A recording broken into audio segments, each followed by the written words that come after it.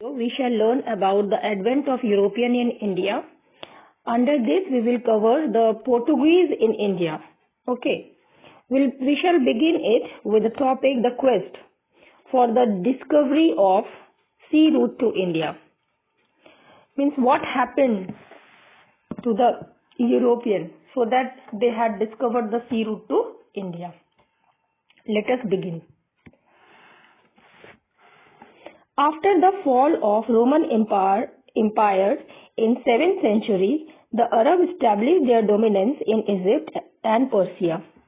So find out the location of Egypt and Persia and the route which was established and dominated by the Arabs.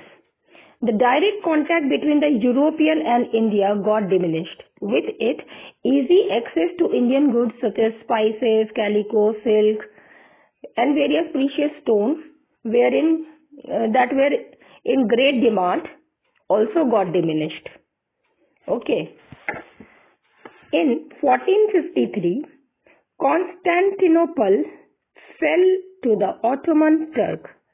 Goods from India went to European market through Arab Muslims and who acted as a middleman.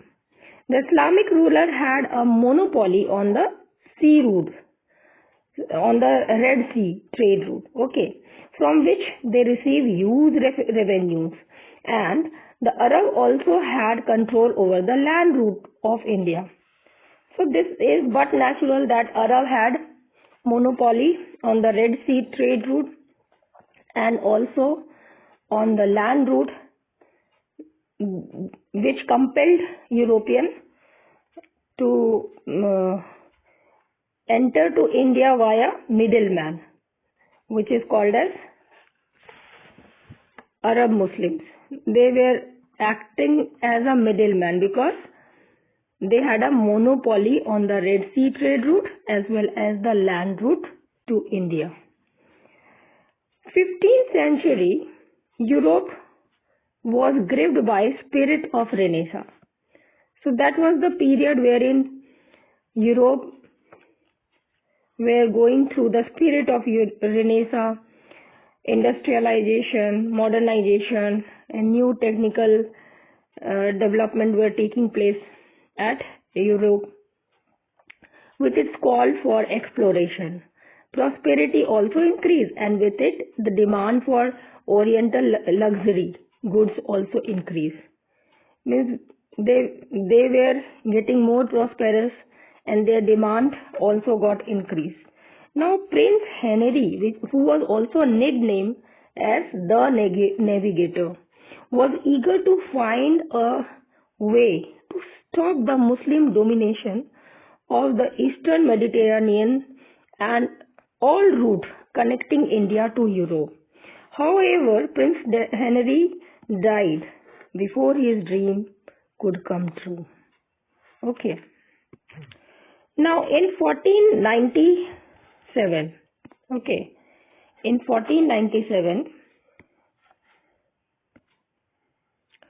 under Treaty of Tordesillas, which had taken place in the year 1494, the ruler of Portugal and Spain divided the non-Christian world between them by an imaginary line in the Atlantic about 1300 miles west of the Cape Verde Island.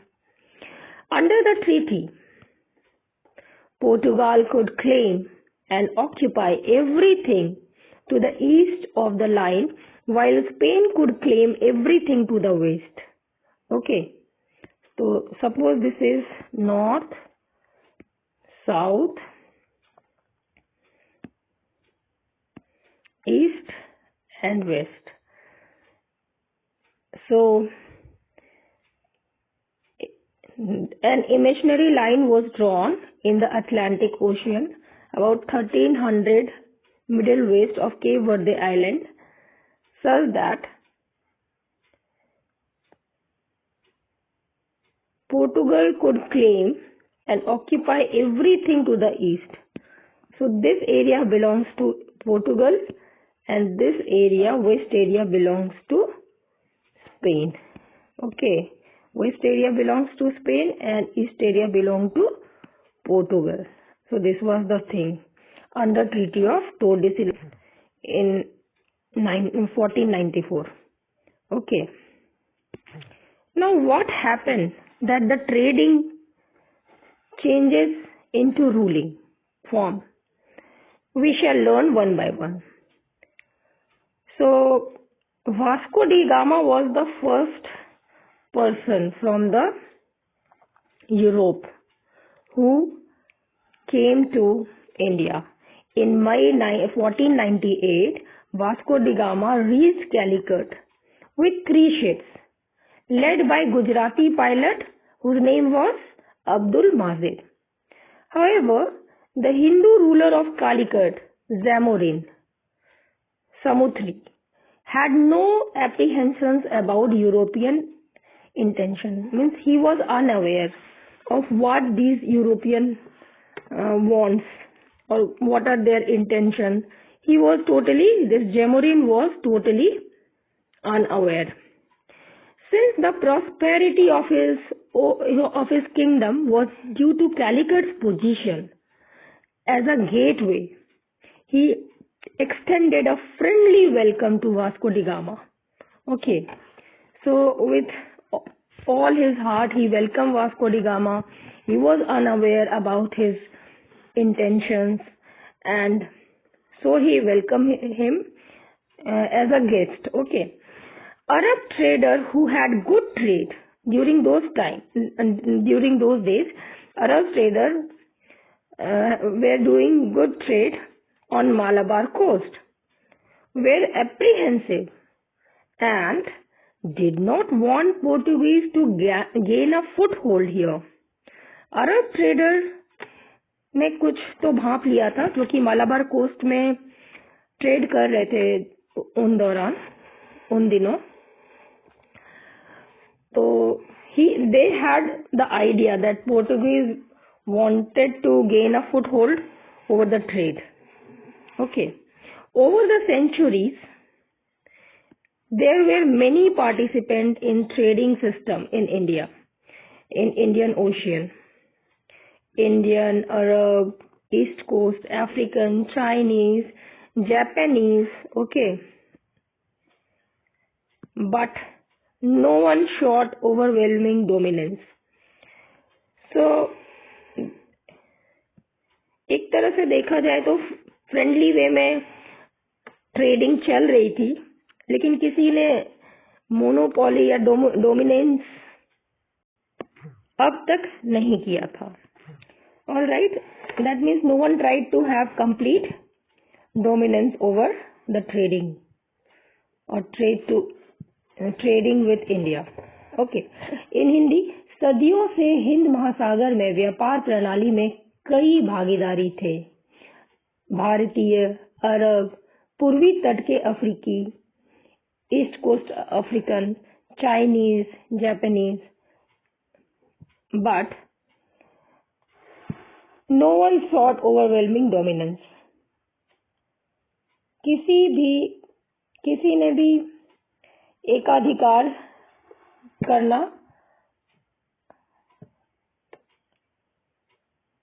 या उसकी मांग करने की कोशिश नहीं की. ठीक है. The Portuguese changed this.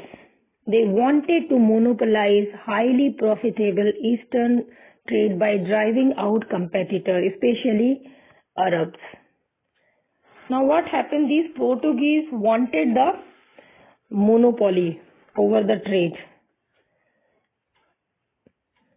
Because what was the reason? The reason was high profit. With this eastern trade, they were making high profits. And if they will drive out all those competitors, especially the Arab, they will make more and more profit after that. Or they will be the only country to make the profit or monopolize the trade. When he returned to Portugal, he took with him a rich cargo and sold it at huge profit in the European market. Now, Europeans could buy pepper at a very cheap price, which they had previously bought through Muslim middlemen at 10 times higher price. Okay, so this was the difference. He had seen by removing the middleman, he got those things at 10 times less price. Okay. The voyage was made by Pedro Alvarez Cabral to trade for spices, and he reached Calicut in September 1500, where he established a factory. So Calicut was the place and wherein the factory was established. Okay. The Vasco da Gama once again came to India in 1501. Okay. Pedro Alvarez Cabral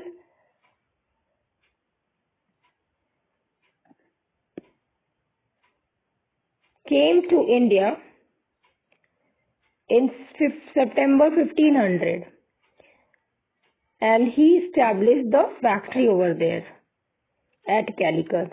Now in 1501, again Vasco da Gama came to India. Earlier he visited in 1498. After 3 years again he came because he had made huge profit by trading with India. But this time the Zamorin refused to remove the Arab traders in favor of Portuguese.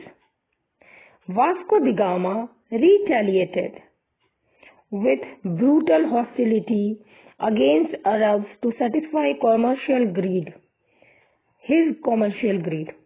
Okay, this Vasco da Gama, he became very brutal against the Arab traders, okay, destroying his relations with Zamorin.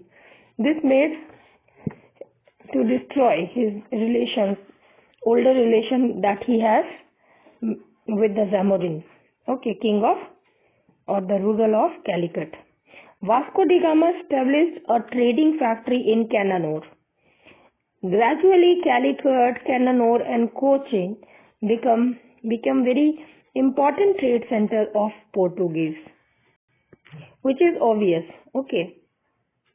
So points to remember is that Vasco da Gama established a trading factory in Cananore, and gradually Calicut, Cananore and Cochin become important trade center of the Portuguese. This is how we have learned about Vasco da Gama. Now we will learn the next Portuguese, that is Francisco de Almeida. Okay. In 1505, the king of Portuguese appointed Francisco de Almeida as new governor of India for 3 years term, asking him to strengthen the Portuguese position in India and destroy Muslim trade by capturing Aden, Ormuz and Malacca. This means in Hindi that 1505 में पोर्तुगाल के राजा ने Francisco de Almeida को 3 साल के कार्यकाल के लिए भारत का नया गवर्नर नियुक्त किया। उन्हें भारत में पुर्तगालियों की स्थिति को मजबूत करने और एडन, ऑर्मुज और मलक्का पर कब्जा करके मुस्लिम व्यापार को नष्ट करने के लिए कहा गया।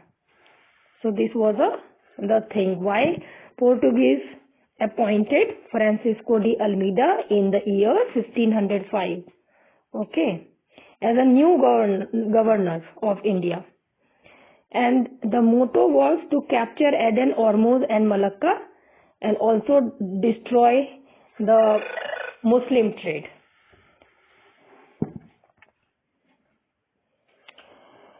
He was also advised to build fort in Anzadeva, Cochin, Cananore and Khilwa. In 1507, The combined navy of Egypt and Gujarat defeated Portuguese squadron near Diu, killing Almeida's son. The very next year, Almeida avenged his defeat by completely crushing both the navies. So, this was the story of Francisco de Almeida. In Hindi, 1507 में Egypt और गुजरात की संयुक्त नौसेना द्वारा द्वीप के पास पुर्तगाली squadron, इन दोनों ने मिलकर पुर्तगालियों को पुर्तगाली स्क्वाड्रन को हराया, जिसमें अल्मीडा का बेटा मारा गया। और अगले ही वर्ष, the very next year, Almeida ने दोनों नौसेनाओं को पूरी तरह से कुचल कर अपनी हार का बदला लिया। Okay, in 1507 the combined navy of Egypt and Gujarat defeated Portuguese squadron where near Diu, killing Almeida's son. Now Almeida will take revenge the very next year and he will completely crush both the navies and defeat them. Almeida's dream was to make the Portuguese the master of Indian Ocean. His policy was known as blue water policy or cartage system. So blue water system is a policy, or cartage system, it was called as cartage system. Under this, the Portuguese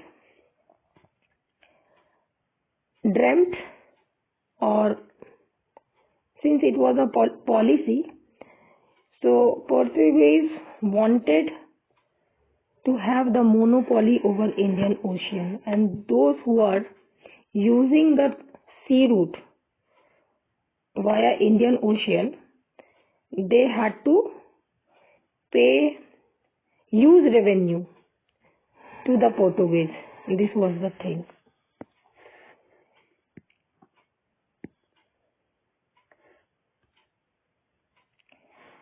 Now the next we will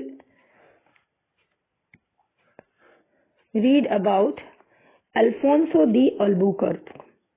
Alfonso de Albuquerque, who came to India as the Portuguese governor after Almeida, was the real founder of Portuguese power in East. Now this is very important point. Who was the real founder of Portuguese power in the East?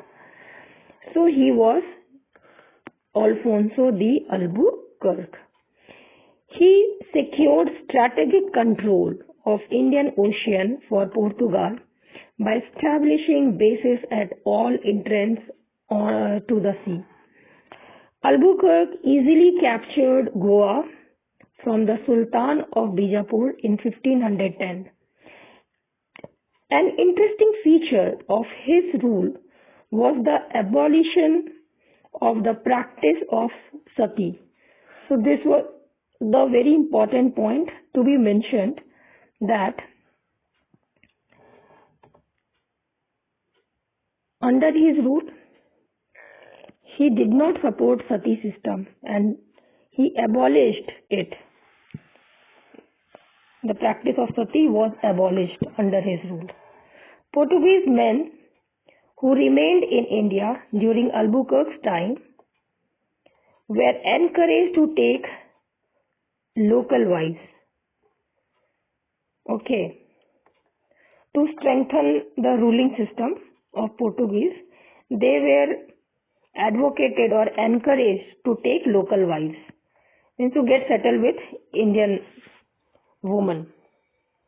In Goa and the province of North, they established themselves as rural landowner, often building new roads and irrigation work, introducing new crops such as tobacco, cashews, and these crops were grown to improve the irrigation work. So that means सबसे पहले tobacco, cashews इनको introduce करने वाले Portuguese ही थे। Okay. और next है कि improve variety of coconut. Improve variety of coconut were grown to meet the need of coir rigging and cordage, which were used in coir rigging and cartridge. Then Nino de Cunha. Nino de Cunha took over as the Portuguese governor of India in November 1529. He moved his headquarters from Cochin to Goa. So this was the move by him. The headquarters was moved from Cochin to Goa. Bahadur Shah of Gujarat, during his conflict with Mughal Emperor Humayun, secured their help by ceding the Basin Island to the Portuguese in 1534. He also promised to build a base for them in Diu. However, when Humayun withdrew from Gujarat in 1536, Bahadur Shah's relation with the Portuguese became sour. The Cunha also tried to increase Portuguese influence in Bengal by making Hooghly his headquarters and settling many Portuguese citizens there. So next is favorable condition for Portuguese. In India, except Gujarat, which was ruled by powerful Mahmud Begada or Begada from 1458 to 1511. The other states were divided into smaller power. Neither they have capable navies nor they have thought to develop their own naval power. Due to imperial decrees of the Chinese emperor, decree is an official document, the access of Chinese ships were limited. Arab traders who controlled the Indian Ocean trade were not able to compete with the Portuguese. So, Arab traders could not compete with these Portuguese. Apart from this, the Portuguese had also installed cannons on their ship. Cannons means banduke. That means Portuguese have advanced naval ship and Arab traders could not compete with them. Now we shall learn about the Portuguese state. Within 50 years of Vasco da Gama, means from 1498 plus 50 years, many coastal part of India had come under Portuguese rule. Okay. The Portuguese had captured about 60 miles of coast around Goa, on the west coast of Mumbai to Daman and Diu, to Gujarat in south, and they had port and trading ports like Mangalore, Kannur, Cochin, Calicut. The Portuguese established military ports and settlement on the east coast at Santhome in Chennai and Nagapattinam in Tamil Nadu. In late 16th century, a prosperous settlement developed in Hooghly, West Bengal. The Portuguese always played a role in the balance of power during the battle between Vijayanagar and the Sultan of Deccan, between the Deccanese and the Mughal, and between the Mughals and the Marathas. Interestingly, Portuguese was the first European to come to India and were the last to leave this land when the government of India took back Goa, Daman and Diu from them in 1961. Okay. So this means after 50 years of Vasco da Gama's arrival, the Portuguese had captured 60 miles of coast around Goa, on the west coast of Mumbai to Daman and Diu to Gujarat, and in the south they had port and trading ports like Mangalore, Kannur, Cochin and Calicut. They had established military posts and settlements on the east coast of Saint Thom in Chennai and Nagapattinam in Tamil Nadu.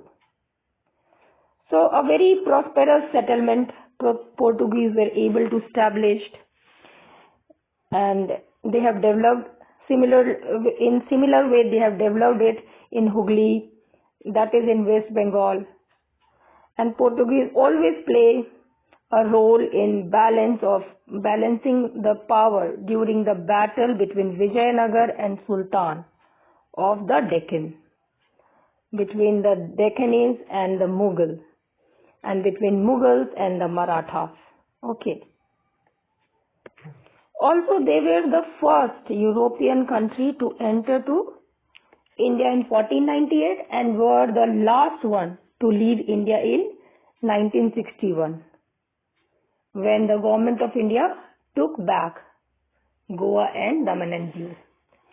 Now the next topic is Portuguese administration in India. Okay. So the head of the administration was the Viceroy, whose tenure was for 3 years, and he was assisted by a secretary and in the later years a council. The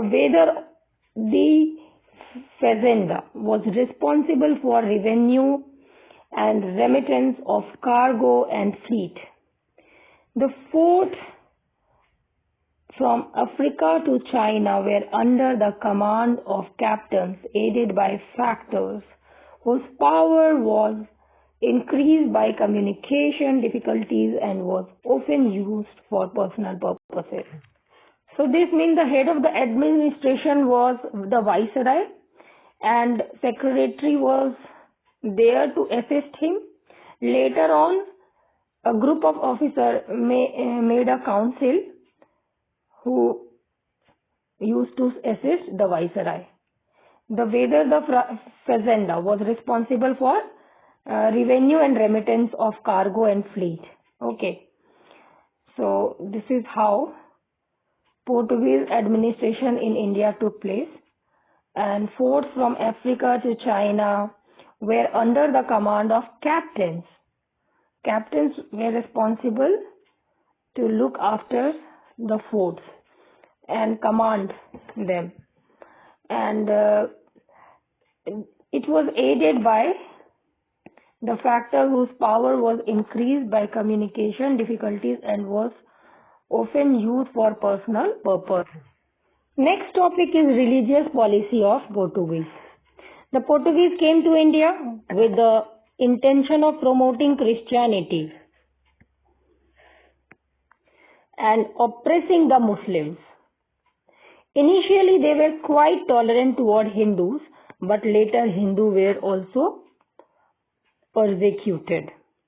But despite of this intolerant behavior, the Jesuits made a good impression at Akbar's court. Owing to the Mughal emperor's interest in theological issues, in September 1579, Akbar sent the invitation in Goa church. Official eagerly accepted the invitation as it was a chance to convert emperor to Christianity.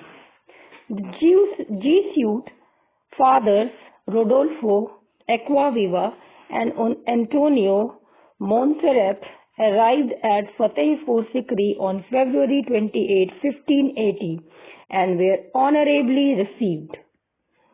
But they failed in their objectives and returned in 1583. So the religious policy of Portuguese was to convert and promote the Indians to Christian, to accept the Christianity. And Jesuit had a good impression at Akbar's court. So at Goa's church, when they got an invitation, they eagerly accepted it and took it as a chance to convert the Muslim emperor, the Akbar, to Christian. However, this never had happened, and he failed in his objective and returned back in 1583. The second mission was summoned by Akbar, ended with similar note in 1592. Similarly, in 1592, he conducted another religious meet, wherein again he did not accept the Christianity. The third mission again summoned by the Akbar at Lahore in 1595, and this was led by Father Jerome Xavier and Emmanuel Pinherian. After Akbar, Jahangir's initial relations with Portuguese were not good, but later, as a favor in 1606, they were allowed to retain the grand and spacious church in Lahore as well as the collegium or residence of the priest. In 1608, many baptisms were performed in Agra, the priest officiating publicly with the same freedom as in Portugal. Due to such behavior of Jahangir, the Jesuit priests became hopeful of converting him to Christianity. However, these hopes proved false. Moreover, arrogant action on the part of the Portuguese viceroy created a rift with the Mughal emperor. Portuguese lost favor with the Mughals. In 1608, Captain William Hawkins reached Surat with his ship Hector. The name of the ship was Hector. He brought with him a letter from James I, the King of England, to the Mughal court of Jahangir, requesting permission to do business in India. Jahangir accepted the gifts bought by Hawkins and gave him a very favorable welcome in 1609. Since Hawkins knew the Turkish language well, he conversed with the emperor without the aid of an interpreter. Pleased with Hawkins, Jahangir appointed him Mansabdar of 400 at a salary of 30,000. Hawkins is married to Mubarakisha, an American Christian. The Portuguese stopped English ships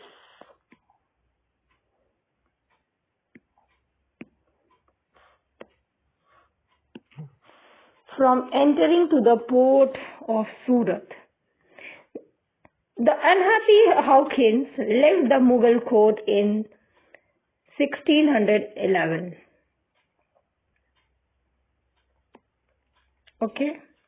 In November 1612, again, the English ship Dragon, under the Captain Best, defeated Portuguese fleet. Jahangir, who had no capable navy, was deeply impressed by the English success.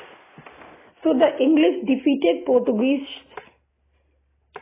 navy, and this had impressed Jahangir, deeply impressed.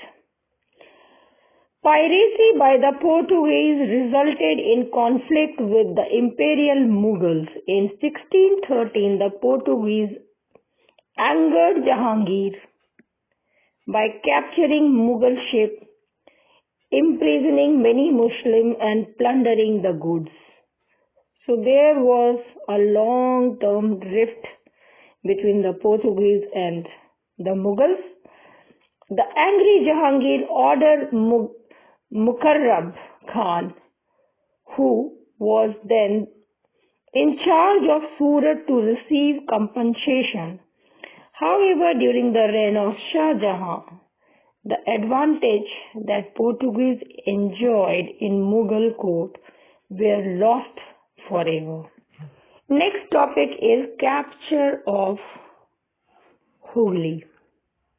On the basis of the royal Farman in 1579, the Portuguese settled on the bank of the port called Hooghly near Satagaon in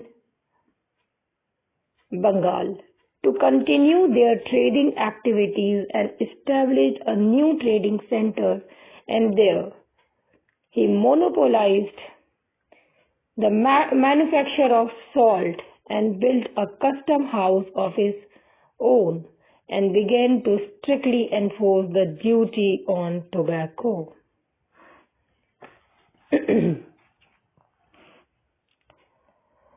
The Portuguese not only made money as traders, but they also started as a cruel slave trade. They seized 2 slave girls of Mumtaz Mahal. As a result, Shah Jahan ordered the governor of Bengal, Qasim Khan, to take action against the Portuguese. On June 24, 1632, Mughal began a siege of Hooghly, and the Portuguese were eventually forced to flee. So this means Portuguese were a very cruel kind of trader, and they have annoyed this Shah Jahan by seizing 2 slave girls of Mumtaz Mahal. As a consequence, Shah Jahan ordered the governor of Bengal, Qasim Khan, to take a strict action against Portuguese. And on June 24th, 1632, the Mughal began to seize Hooghly, and Portuguese were eventually forced to flee. उनको भागना पड़ा. Now we will discuss the topic decline of Portuguese. By the 18th century, the Portuguese lost their commercial influence in India, although some of them were still trading in their individual capacity, and many took to piracy and robbery. In fact, Hooghly was used by some Portuguese as a base for piracy in the Bay of Bengal. The rise of powerful dynasties in North India and the rise of turbulent Marathas as the closest neighbors of the Portuguese played a significant role in their decline.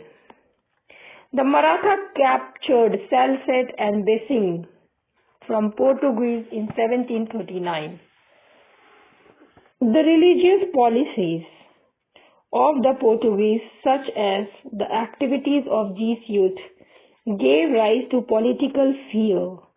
Apart from their hostility towards Muslims, Hindus were also unhappy with his policy of conversion to Christianity. Due to their dishonest trade practices, work as a pirate, arrogance and violence, they faced enmity from the rulers of small kingdoms and also from the imperial Mughals. So they had only built their enemies, all the small rulers, including the Mughal emperor, and they were so cruel, and also their piracy policies and the way they convert others to Christian, all of them resulted into their decline. The discovery of Brazil turned Portugal's colonial activity to waste. The unification of two kingdoms, Spain and Portugal, in 1580 and 81 dragged the smaller country into Spain's war with England and Holland, which adversely affected the Portuguese monopoly of trade in India. The Portuguese could not hide their knowledge of sea route to India, and soon Dutch and the British also learned it. As a result, new trading communities like Dutch, British came to India, although they had greater resources and greater compulsions to expand, and gradually, one by one, the Portuguese possession passed to their rivals. Significance of Portuguese. The arrival of Portuguese not only marked the beginning of the European era but also marked as the rise of the naval power. They were the first foreign power to come to India by sea. Their cannon carrying ships held them in gaining monopoly on trade. They wanted to gain decisive advantage over the Indians and the Indian Ocean trade system. The Portuguese showed military innovations in the use of body armor, matchlocks, and gun launched from the ship.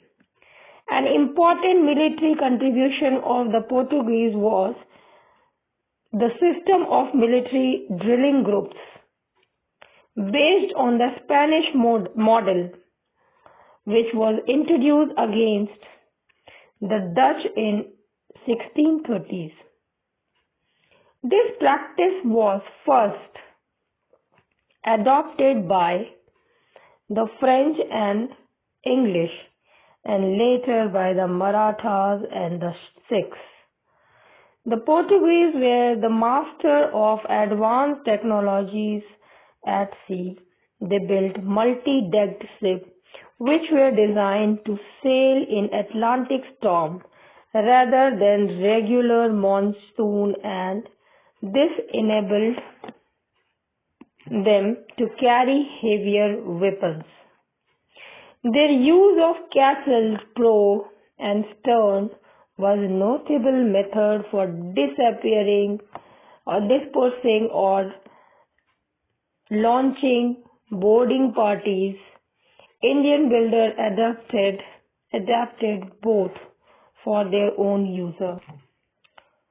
So this is how Indian builder also adapted both for their own uses. Okay. Both, that is castle, prow, and stone, which was a notable method for dispersing or launching boarding parties. Portuguese skills in organization such as the construction of royal arsenals and docks and the maintenance of a regular system of pilots and mapping and pitting state forces against private merchant shipping were even more remarkable. The Mughals and the Marathas certainly learned from the Portuguese, but the real inheritors of this knowledge were the Dutch and the British. In India, the memory of religious persecution and brutally diminishes the contribution made by the Portuguese in cultural sphere. The Portuguese were interpreters of European art in India. It cannot be forgotten that the missionaries and the church were also teachers and patrons of art and painter, engravers and sculpture in India. The art of silver and goldsmithing flourished in Goa, and the place became the center for fine silver work, leaf work, inlay metal work. The interior of the churches built by the Portuguese are rich in woodwork and sculpture, and sometimes have painted ceilings, but generally appear simple architecture. Now we shall learn about Portuguese rise and fall. In 1498, arrival of Vasco da Gama at Calicut and his grand reception by the local king Zamorin in 1503. Establishment of first Portuguese port at Cochin in 1505. Establishment of second Portuguese fort at Cananore, and in 1509 defeat of the combined fleet of Gujarat and Egypt and Zamorin by Portuguese governor Francisco de Almeida. A year later, his son's death.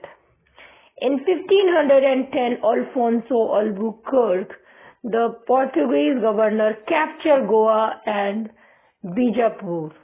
And in 1530, declaration of Goa as the Portuguese capital. In 1535, subjugation of Diu. 1559, Portuguese capture the Daman, and in 1596, ouster of Portuguese by Dutch from Southeast Asia, and in 1612, loss of Surat to the English, and in 1663, Dutch win all Portuguese fort on the Malabar coast to oust the Portuguese. Thus, in 1663, the Dutch won all the Portuguese fort on the Malabar coast, and this is how Portuguese had declined. So this is all in this video. We learned about the Portuguese in India. Very soon we will meet with the next video wherein we will discuss about the Dutch in India. Till then, goodbye and take care. Thank you.